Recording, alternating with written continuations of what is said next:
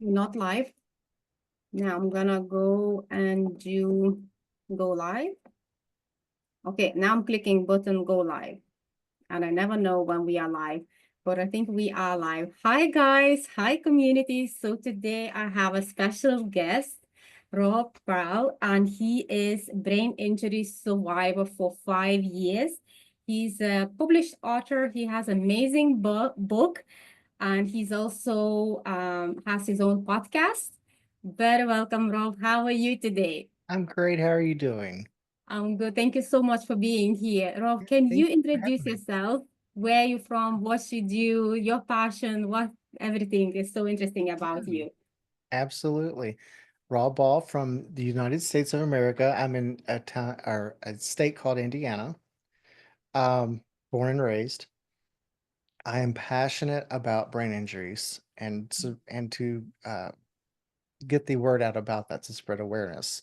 Mm, Um, Being a survivor, how I had my injury was I hit my head on a metal door, which required 5 staples in my head. Very painful. Um, so 5 years later, I have finally found a purpose for my pain because I live daily with migraine level headaches. We've done the whole gamut of Botox, nerve blocks, every medication you can think of, we've done it. Um, but I didn't want to sit back and say, you know, poor me, why me? I took it as how can I help others from what I have done. So about 2 years ago, I started a podcast on YouTube, and we put the audio over on Spotify, Amazon, iHeartRadio, all the gambit. Um, and basically, it was a platform for other survivors to come on to share their stories, so they know that they're not alone in this world. They have a sense of community and belonging. We have caregivers come on and share their stories, and how it affects them too, because the caregivers are the unsung heroes. Um, mhm. Rob, what is the name? Sorry to interrupt. What is the name of the podcast? People who are listening. sure, the podcast is called Life Rewired, the Brain Injury Podcast, and that's segues into my book because the book had a different title, and my publisher said, it should be called My Life Rewired. So that's where the title came from, My Life Rewired. And how Mm, that title came to be was because I just felt like my entire life, everything that I knew had just been completely rewired. I'm not the same person I was prior to my injury. So it completely, the injury completely changed you. Is that for Yes. the good or bad, or how would you would say to I this? guess it depends on who you ask. I think it's for the better. I mean, I had to give up a lot of things that I loved. I was a cake baker. I had a small, very small side business. I made like the big three-dimensional cakes, like sharks and you name it. I made everything. Um, but the stress and the anxiety that comes along with all of that detailed work, I can't do it anymore. It just really bothers me. And the Uh, stress and anxiety is a part of the brain injury that happened. You didn't have that before, or was there stress and I'm anxiety? sorry, you cut out the first part. Oh, this you said okay, because of the stress and anxiety, you couldn't do this. Oh, yeah, yeah, yeah. And That was I didn't have that before the brain injury. No. okay, so it's a part of the brain injury. Yeah. Yeah, the brain injury caused me short-term memory loss. Mhm. Some days I can remember a couple, 3 days possibly. Mhm. If I get a couple of weeks, I'm doing pretty good, and it blows people's minds that I can remember certain details and certain details I can't remember, and that's the thing with a brain injury. You don't get the luxury of picking and choosing what's gonna stick.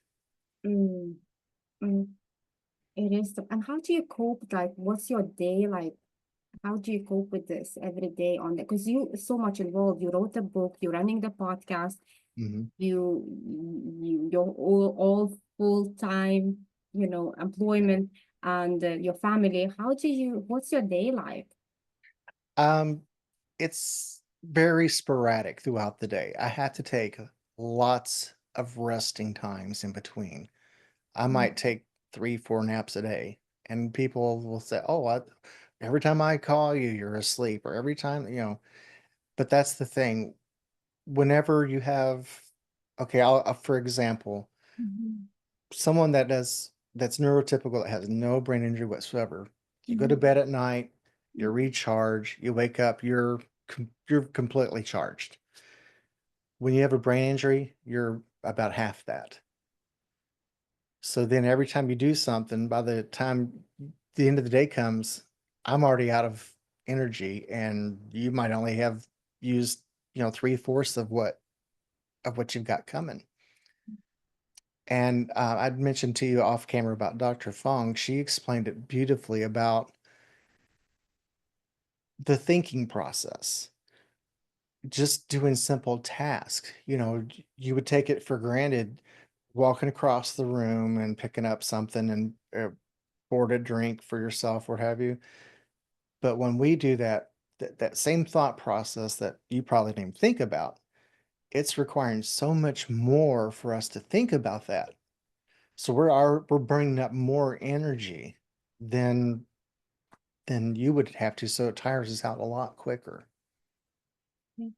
And is there any special nutrition that you have to be on certain foods to help your brain to feel better? Or is there? Um, there I have heard of different diets and things that can help people.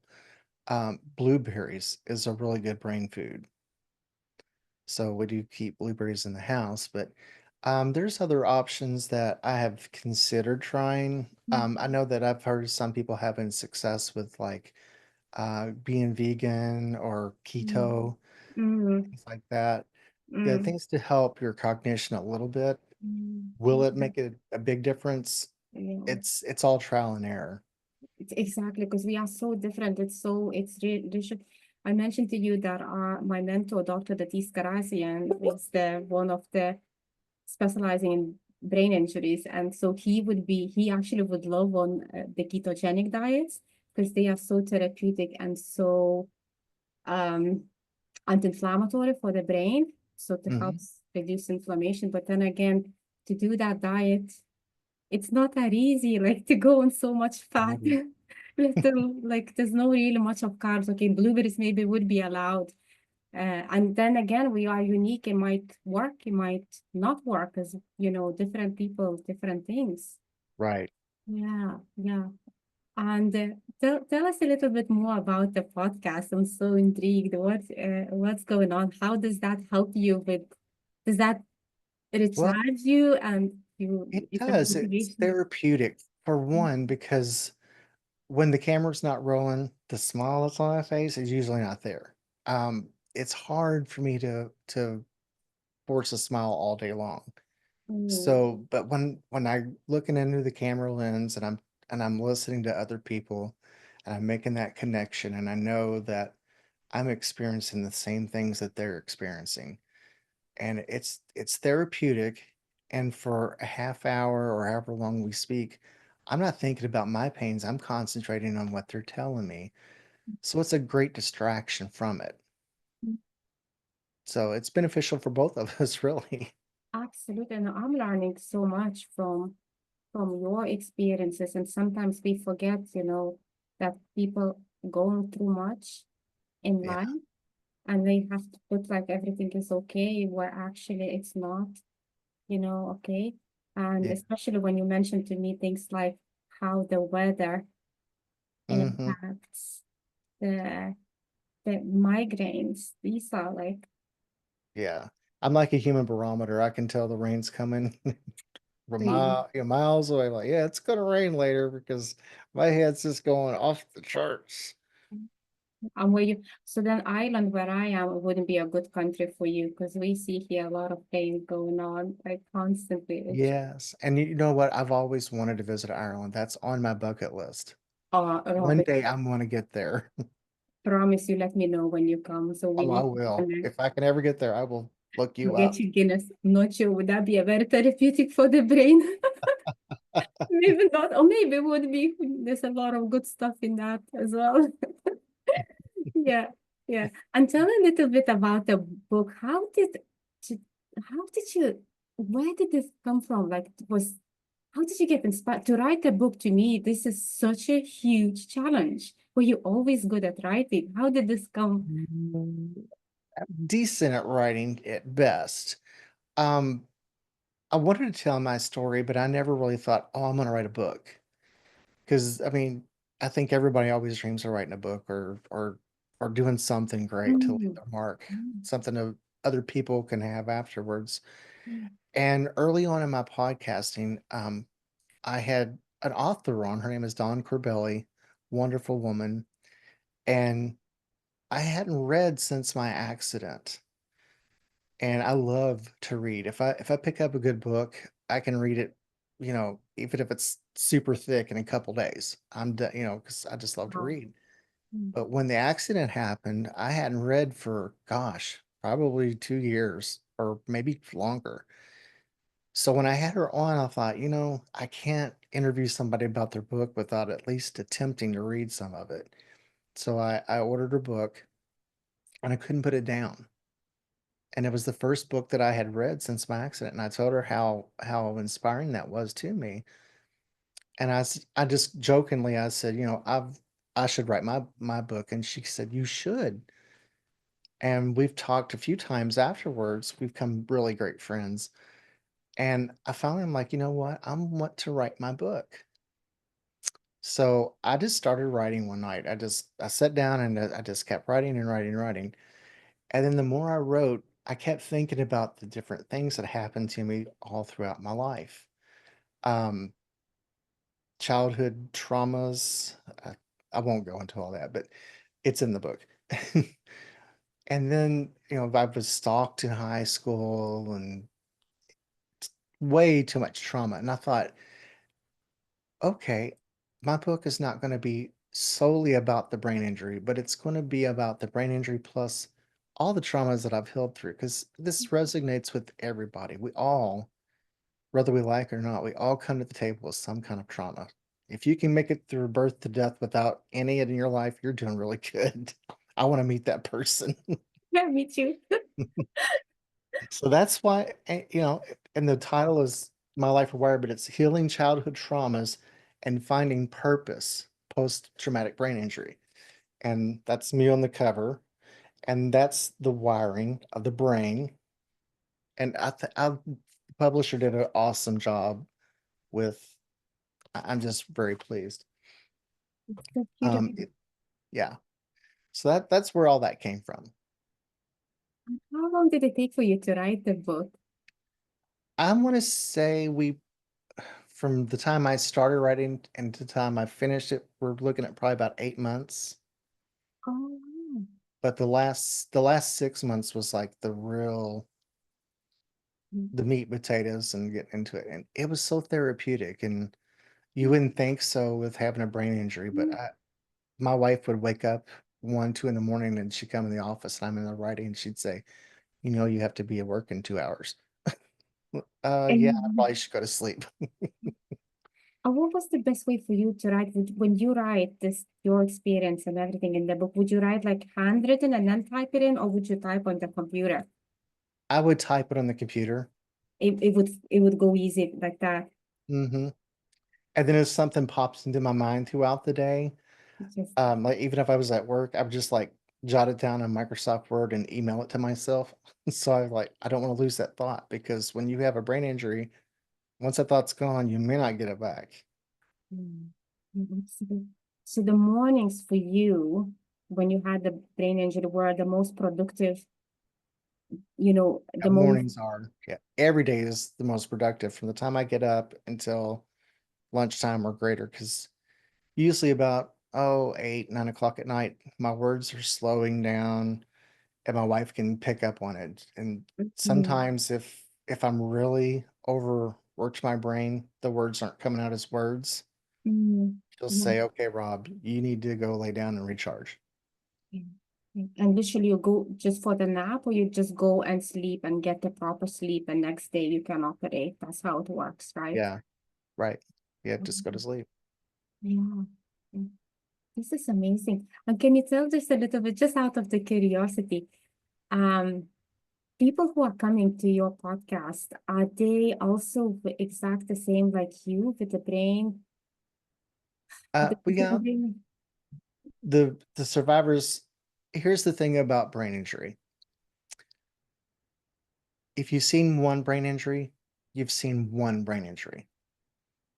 If you go to Google symptoms of brain injury, there's hundreds of symptoms, Yeah, and not everybody will display every single symptom.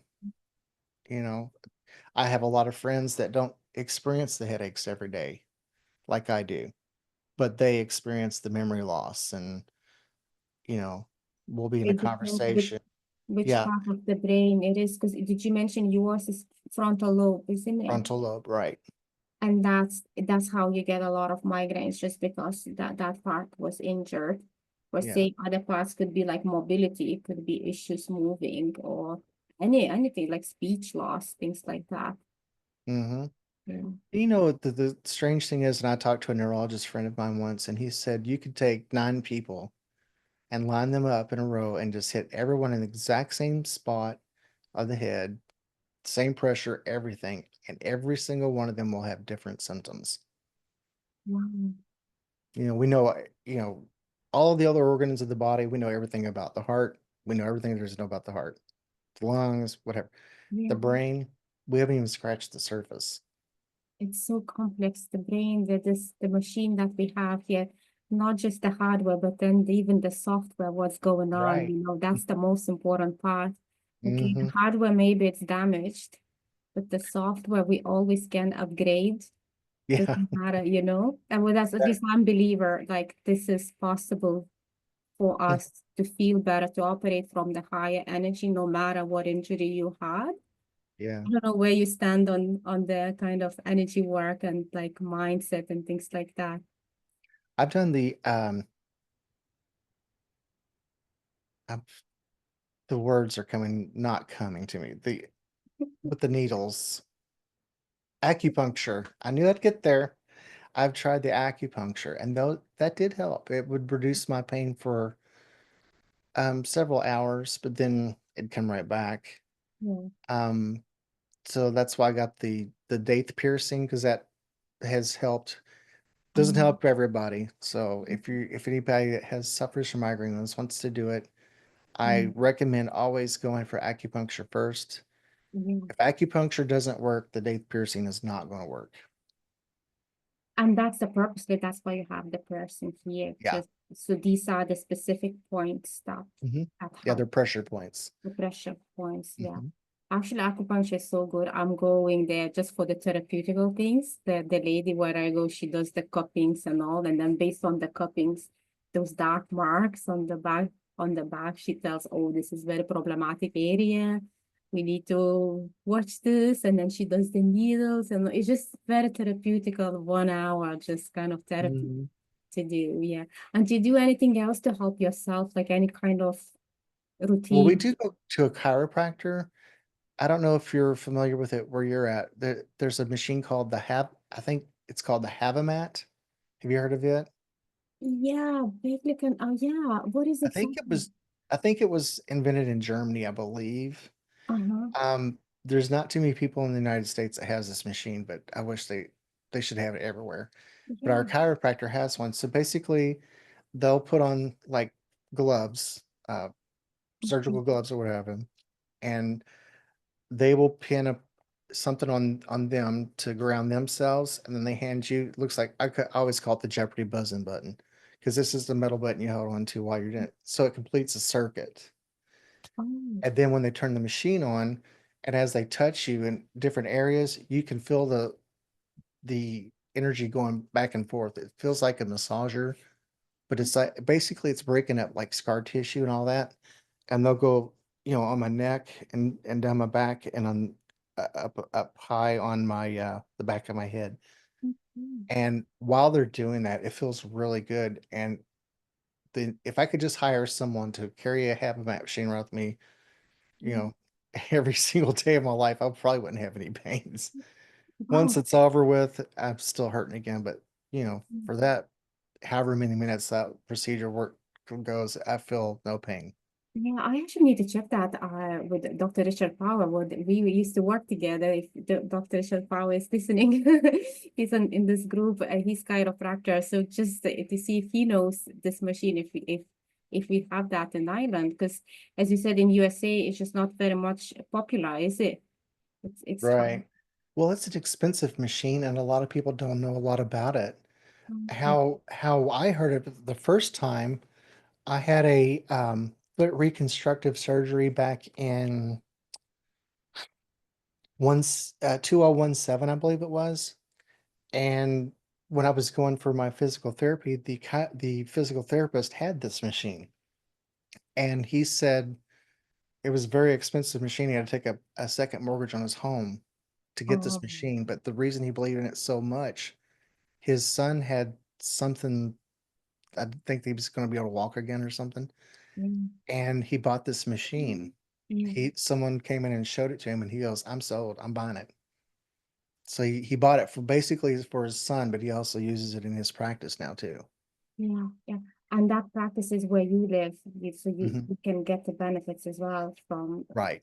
Yeah, yeah. And did you do many sessions and they were very, very helpful to you, like to heal? Yeah, it does it breaks up scar tissue, Yeah. and I think my foot healed a lot faster than it would have, and I have a lot of more mobility than probably I would have had to because they did a complete reconstruction on it. This is amazing. I don't think, no, I don't think I know that, as my area is not, yeah, yeah, it wouldn't be that area, but it's so interesting. I was like, I'm so curious now to learn more. What exactly is it? And there's no pain, nothing, because when the tissues keep breaking, you don't feel anything, not Mhm. tingling sensation, nothing like going. It feels like someone's got a one of those little massage guns and just going up and down your shoulder or wherever you're having it applied to. But it's Yeah, basically like little electricity that's going back and forth between that person and you, and it's yeah, breaking up that scar tissue. yeah. Yeah, so it can be used literally for any kind of any scar tissue that is in the body, not just necessarily people with the brain injuries. Right. Yeah. And have you tried to do oh my gosh, it's escaping my brain now. What is this machine where you go and breathe a lot of oxygen? Hyperbaric machine. Hyperbaric chamber. I want to try that. I've heard a lot of success with that. Yeah, because you get such a boost of oxygen, like Hmm. lots of the power. Pure oxygen. Yeah. Yeah, yeah. I just wonder, would if you try, let me know how you get on with this, because this is one again, it's coming from the lectures that I did with Dr. Datis Karazi, and he would be like hyperbaric chamber for you Hmm. to do. Even if you don't have a brain injury, it's It's good still for a very lot of good. things. Yeah, yeah, yeah. And just for people, maybe, I don't know in this group, but I'm sure we all have some injury. It doesn't have to be like a significant injury. Sometimes it can be like a ski accident, and we just take it like, oh, big deal. I just fall and it hurted. But actually, that's how it started. That's whole, once you hit your brain, and sometimes we just completely forget about that. That was like 10 years ago. Now, why do I develop autoimmunity? Why do I have a lot of other things? Is there Mhm. any tips that you can give people who maybe, I don't know, experiencing headaches, experiencing migraines? Is there anything that you can do with yourself to manage it? Like just maybe you practicing something that helps you. Go on Amazon. They sell something. If you're a migraine sufferer, Mhm. there's a it's it's like a little hat that goes over your head, and it's nothing but like a huge ice pack. Because ice, whenever you're having migraine, ice packs on your head feels awesome. But this Oh, basically just covers the entire head. yeah. And so you get that ice hat, you probably have to put in the freezer, and whenever you get it, Mhm. you just Yep. put it on and it Yep. feels way better. Yeah, it's kind of like a gel. Yeah. So it's not like a hard pack that's going to Yeah. be hard for your head, but it, yeah. I actually have one, but for the face, because like I got like from whatever influencers to put, and it actually freezes the whole brain because it goes like this, Yeah. and it freezes the whole brain even if you put on the face. So imagine like if you put the whole ice pack Mhm. on your when you have headaches and Yep. migraines, this is wow. And say, in your experience, because you do a lot of interview with a lot of interesting people, brain injuries in your experience worse in females or in male, or it doesn't matter? It's more from the people that I've interviewed, it seems like the males have usually been hard. It's been harder on them. Now, I Mhm. know a lot of females that have a lot of struggles that are way worse than what I go through. Yeah. But I would say probably as a whole, I would probably say more men. Yeah. And then maybe not every man goes and seek for the help, like for the advice. You kind of Right. talking to them. I don't know. It's just interesting to like just keeping. And I think a lot of it is education too, because people Mm, don't. I'm still learning things that I did not realize. mm, The publisher that did my book, she helped me build a website, and it's just myliferewired.com. And I'm like, okay, that's fine. I don't want it to just be to a place to sell my book. I wanted it to be something beneficial. So mm. I'm housing the archived versions of the podcast on there, so it's easy to find. So, like, say if you want to search for any interview we've ever done with somebody that's had an aneurysm, you can just type in aneurysm and Hope so. just anything that I've done about aneurysm will come up. But then I thought, I wanted a resource page because I'm still finding things out that I don't know is out there for treatment. So anytime I come across something that is beneficial to a brain injury survivor, I put that on my resource page. I want it to be like a one-stop shop. So if someone's newly injured, they shouldn't have to start from scratch like I did. That let's not Mm, reinvent the wheel when we can just go to one place and say, look at all these resources I have available to me. This is amazing work that you do, Rob. Beautiful. Thank you so much for sharing all that. You're welcome. And We also started a support group too on Facebook. And about a month ago, we only had 60 people in it.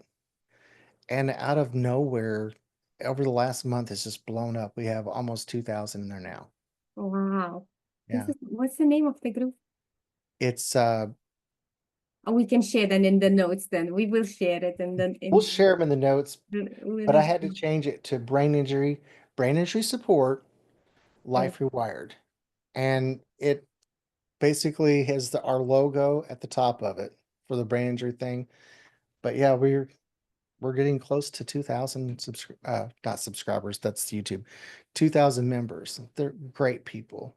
Yeah, it's such a great thing to build that community and that people can resonate Hmm. and to have that support from other people that they understand and also seeking as well the answers. Yeah. A lot of people are afraid to reach out for help. So that's why the private support group, our group is private. So anything you say in there stays in there. Mm, And then that way they don't feel dumb to say, "Hey, I've had a headache for 9 days in a row. Is this typical?" And then someone else in the group will say, "Oh yeah, this happens to me all the time." Or it could be just anything random that they're experiencing. So once people are seeing that they're not being judged, they're being accepted with loving arms, they're opening up. mm. Exactly. When you feel safe, when you create a safe space, Mm, no judgment, we all the same, yeah. small or big, we're still the same human. Mm, Just having that support is beautiful. I'm gonna actually join your group as well. okay. It's nice to be surrounded with the nice people. Yeah. Yeah. And Rob, can I ask you, when you hear this um, next level transformation, what does it mean to you, next level? To me, that means getting outside of your comfort zone and growing. I don't know if that's what your purpose was, but that's what it would say to me. Yeah, that's exactly what the group that I created. It's just basically, yeah, exactly. It's just always the next level, Yeah. no matter which aspect in life. Yeah. If you stay where you're always been, How's it go? If you do what you've been doing, you're gonna keep getting what you've been getting. Mm, so true. Oh my God. Wow. So, Rob, when is it that you are coming to Ireland? Which year is on the plan? If I win the lottery, it'll be this year. So can we say 2026 maybe? I hope so. It would be very nice to be able to do so. That's about I want to visit there before I leave this world. Oh, I'm sure you will. I'm sure you will. It's gonna happen sooner. Yeah. Yeah. And before we wrap up, any final thoughts or tips or anything that you want to share? Feel free to share that. My thought is whenever you have a brain injury, you don't have to do it alone. A Mm, lot of people don't have caregivers. Many people that's in our support group don't have caregivers, but that doesn't mean you can't have support. Whenever I wish I wouldn't have waited so long to join a support group. It was about 3 years post injury that I finally decided to join a support group. mm, And I have grown so much since doing that. I've got more friends now than I did before even my injury. So even though I've lost a lot of things, I've gained a lot of things too. So it's a blessing and a curse, but anything in life is worth living for if you just look for those silver lining, because there's silver lining in everything. beautiful. Rob, such a pleasure to have you here. Thank you for So having much, me. so much wisdom and so much learning from you personally. And Thank, I just wish you all the health, all the success, and beautiful sunny days. Because thank this is you. when we are happy, right? Yes, yes. Guys, thank you so much for watching, and I'll be adding the notes about Rob if you like to contact or join his group and learn more about the brain. Do so. Rob, thank you so much. It's been a pleasure. You. Been a pleasure. Thank you.